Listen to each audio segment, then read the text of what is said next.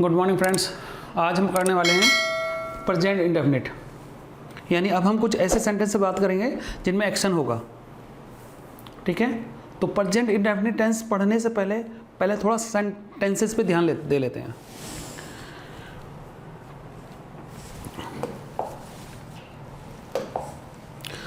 तो देखिए टेंस क्या होते हैं।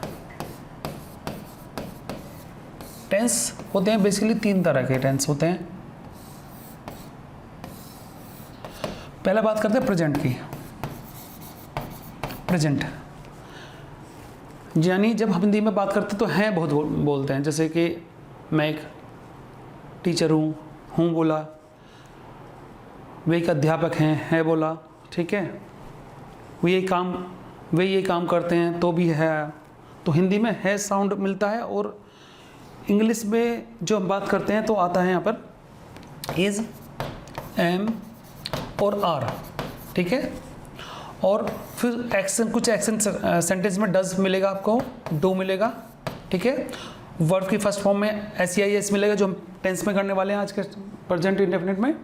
तो प्रेजेंट में is, am, are, do, does आएगा, डज डू आएगा। ठीक है, और आगे हेल्पिंग वर्ब और भी आएंगी, वो हम बाद में बात करेंगे।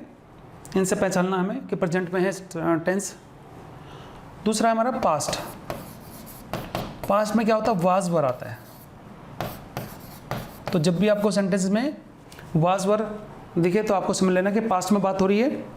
ठीक है, डिड आएगा, डिड नॉट आएगा नेगेटिव में, एंड हैड आएगा इसमें। ठीक है, और भी कई सारी हेल्पिंग वर्ब आएंगी, वो आगे बात करेंगे इसके लिए भी। फिर आता है हमारा future. FUTURE, future. Future means भविष्य काल। पास्ट में जो बीत गया है, और प्रेजेंट मीन्स जो चल रहा है। ठीक है, तो फ्यूचर में हम जो यूज करेंगे वो वर्ड यूज करेंगे विल और शैल। ठीक है, will shall be, will be और shall be, will have been, shall have been. ये आगे कई तरह के सेंटेंसेस होते हैं फ्यूचर में भी, ये उसमें डिस्कस होंगे। ठीक है, तो फिलहाल आपको समझना है कि टेंस में तीन तरह के टेंस होते हैं प्रेजेंट में, प्रेजेंट, पास्ट एंड फ्यूचर, और इनके लिए क्या क्या वर्ड यूज होते हैं। ठीक है, चलिए आगे बढ़ते हैं। अब बात करते हैं हम प्रेजेंट इंडेफिनिट टेंस की। ठीक है, जो प्रेजेंट में ही, अब हम प्रेजेंट पढ़ रहे हैं।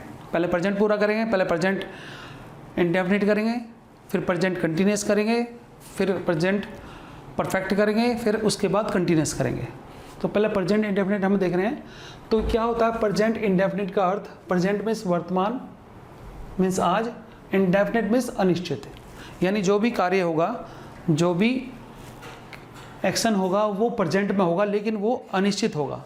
ये तो हमें क्लियर होगा कि वो प्रेजेंट में ही है, टेंस हो रहा है, प्रेजेंट में कार्यविधि हो रही है, लेकिन उसका समय निश्चित नहीं होता, इसलिए इसे अनिश्चित कहते हैं, इसलिए इसे इंडेफिनिट कहते हैं। तो जैसे ये है, अब ये तीन टेंस हमने लिखे हैं जिसमें एक्शन नहीं होता, जो हमने पिछली वीडियो में डिस्कस भी किए हैं। ठीक है, तो पहले इन्हें देख लेते हैं। देखिए इनमें एक्शन नहीं है। मैं एक बच्चा हूँ, ठीक है, एक बच्चा है, तो काम तो नहीं कर रहा हो, तो देयर इज नो एक्शन, इसमें कोई एक्शन नहीं है। तो इसकी जो अंग्रेजी बनेगी वो बनेगी आई एम ए चाइल्ड। ठीक है, तुम होशियार हो, यानी तुम बुद्धिमान हो, तो यू आर इंटेलिजेंट। ठीक है, पिताजी साहसी हैं, तो father is courageous, COURAGEOUS, courageous means बहादुर होना या साहसी होना, है ना। तो ये सेंटेंस हमारे कौन से हो गए? इसमें एक्शन नहीं है, वर्ब नहीं आई है, सिर्फ ये एम, आर और इज आया है। ठीक है, तो ये इन सेंटेंसेस में एक्शन नहीं होता। अब एक्शन वाले सेंटेंस हम डिस्कस कर रहे हैं आगे, जो ग्रीन में लिखे हुए हैं। चलिए रहने दीजिए इसको ऐसे ही। अब पहला सेंटेंस है हमारा, मैं हॉकी खेलता हूँ। अब इसे पढ़ने से पहले हम कुछ बात कर लेंगे। देखिए हमने भी बात की थी कि पहचान क्या होनी चाहिए, आइडेंटिफिकेशन क्या होता है प्रेजेंट इंडेफिनिट का। वाक्यों के अंत में ता हैं, ती हैं, ते हैं मिलते हैं। जैसे देखो यहाँ है, मैं हॉकी खेलता हूँ तो ता हूँ अंतिम में आ गया है। वह पत्र लिखता है, ता है अंतिम में आ गया है। सूर्य पूरब से निकलता है, ता है यहाँ भी आ गया है। अच्छे लड़के सच बोलते हैं, ठीक है।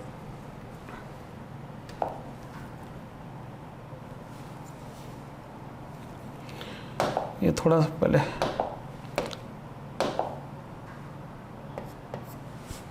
अच्छे लड़के सच बोलते हैं तो भी ते हैं आ गया। पक्षी आकाश में उड़ते हैं, ठीक है, ते हैं आ गया। उसका भाई सदैव मेरी सहायता करता है, ताहे आ गया। तो ये हमारी पहचान हो गई, वाक्यों के अंत में ये आते हैं, ठीक है। अब रूल क्या होता है, देखिए सब्जेक्ट प्लस वर्ब की फर्स्ट फॉर्म लेंगे और उसमें एस या ई एस लगाएंगे। ये भी डिपेंड करता है वर्ब किस तरह की है, उस वहाँ कहाँ एस लगना, कहाँ ई एस लगना है। फिर ऑब्जेक्ट लगा के सेंटेंस को कंप्लीट कर देंगे डॉट लगाने के बाद, यानी फुल स्टॉप लगाने के बाद, ठीक है। तो चलिए पहला हम स्टार्ट करते हैं। उससे पहले एक रूल और पढ़ लेते हैं। वो क्या है कि देखिए, जब सिंगुलर सब्जेक्ट हमारा होगा, जैसे ही होगा यानी वह होगा, सी होगी यानी वह कोई लड़की होगी, इट होगा, है ना, कोई नाम होगा, एनी नेम किसी भी व्यक्ति का, तो आप लगाएंगे वर्ब की फर्स्ट फॉर्म में एस या ई एस लगाएंगे। और जब प्लूरल होगा सब्जेक्ट, मतलब प्लूरल का मतलब, सिंगुलर का मतलब एक वचन, और प्लूरल का मतलब बहुवचन, जब एक से ज़्यादा उसमें व्यक्ति होंगे, व्यक्ति या कोई भी चीज़ या वस्तु कोई होगी तो हम बहुवचन लगाएं। बहुवचन में वर्ब की फर्स्ट फॉर्म में एस या ई एस नहीं आता है, ठीक है। तो ये सब आपको वीडियो पॉज करके नोट कर लेना है, ठीक है ना, और फिर उसको हिसाब से रूल याद कर लेना है। अब बढ़ते हैं हम सेंटेंस कैसे बनेंगे।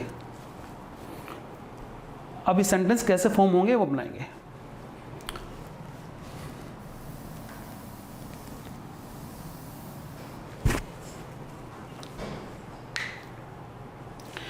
अब मैं हॉकी खेलता हूं तो आई प्ले हॉकी। आप देख रहे हैं आई के साथ एस या ई एस नहीं आता, ये आपको ध्यान रखना। आई प्ले हॉकी, बाकी सिंगुलर के साथ हमको एस या ई एस लगाना है। सेंटेंस नंबर 2, वह पत्र लिखता है। अब वह सिंगुलर सब्जेक्ट है तो ही राइट्स, यहाँ मैं आपको थोड़ा सा कलर चेंज करके बताऊंगा, राइट्स, ठीक है, ही राइट्स अ लेटर।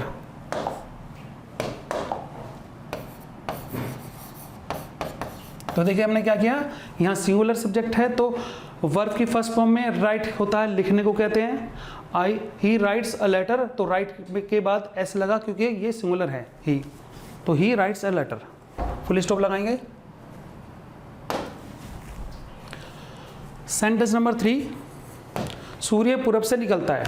अच्छा, यहाँ एक बात आपको और बतानी है कि यहाँ जैसे आप पढ़ रहे हैं सेंटेंस, देखिए ऐसा लग रहा है कि सब्जेक्ट की कुछ आदत है, प्रेजेंट में आदत से हो रही है।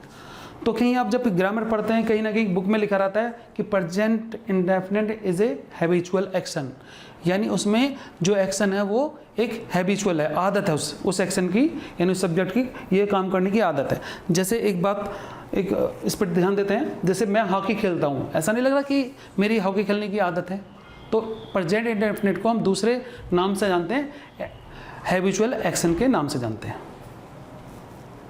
ठीक है। फिर सूर्य पूरब से निकलता है। अब देखिए ऐसा नहीं लग रहा कि सूर्य की आदत है कि वो रोज़ पूरब से निकलता है, तो ये हैबिचुअल एक्शन में भी आते हैं। तो बताइए इसकी क्या बनेंगे अंग्रेजी, इसकी बनेगी the sun rises, RISE, S लग गया यहाँ पे, ठीक है। ज़रा देखें, इसको भी थोड़ा सा हाईलाइट कर लेते हैं।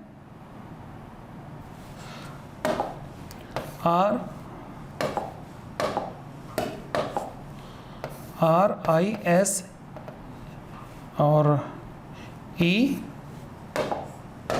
एस, ये एक साथ ही लेटर है, एक साथ ही वर्ड है, RISE, राइसेस। कहाँ निकलता है? ईस्ट में। The sun rises in the east.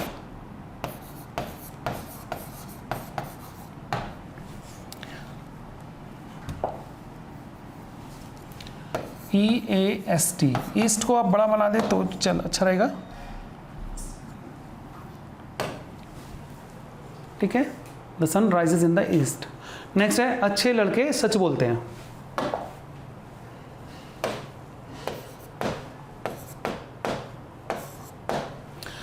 तो आप बनाएंगे गुड बॉयज, गुड बॉयज। अब देखिए यहाँ पर हमारा जो सब्जेक्ट हो गया वो प्लूरल हो गया, तो गुड बॉयज बोलने की अंग्रेजी होती है सच बोलना, स्पीक, SPEAK। अब यहाँ एस नहीं लगाएंगे क्योंकि सब्जेक्ट प्लूरल है, तो यहाँ स्पीक द ट्रूथ। ठीक है। सेंटेंस नंबर 5, पक्षी आकाश में उड़ते हैं। ठीक है, तो आप बनाएंगे इसकी बर्ड्स। अब बर्ड्स हैं तो हम क्या कहेंगे, ये मोर देन वन बर्ड है यानी प्लूरल है, तो birds fly, FLY, fly in the sky. तो birds fly in the sky, इसका सेंटेंस हो गया है। नेक्स्ट है उसका भाई सदैव मेरी सहायता करता है। अब सदैव के लिए हम बोलते हैं ऑलवेज, और हेल्प के लिए बोलते हैं, मेरे सहायता के लिए बोलते हैं हेल्प। तो ये सेंटेंस बनेगा हिज ब्रदर। तो हिज ब्रदर ऑलवेज हेल्प। अब देखिए उसका भाई, एक भाई है ना, तो हम यहाँ लाएंगे हेल्प्स, हेल्प्स किसकी हेल्प कर रहा है? मेरी। तो his brother always helps me. ठीक है, तो ये सेंटेंस ऐसे बनते हैं। आपको समझना है कि कहाँ एस लगाना, कहाँ एस नहीं लगाना है। ठीक है, और उससे पहले आपको वर्ब याद कर लेनी है। ठीक है, जैसे जाने की वर्ब होती है गो। ठीक है, और लिखने की होती है राइट, निकलने की होती है सन जैसे निकल रहा है राइज, बोलने की स्पीक होती है, उड़ने की फ्लाई होती है। इस तरह की वर्ब आपको याद करनी है। ठीक है फ्रेंड्स, तो आज की वीडियो में इतना ही।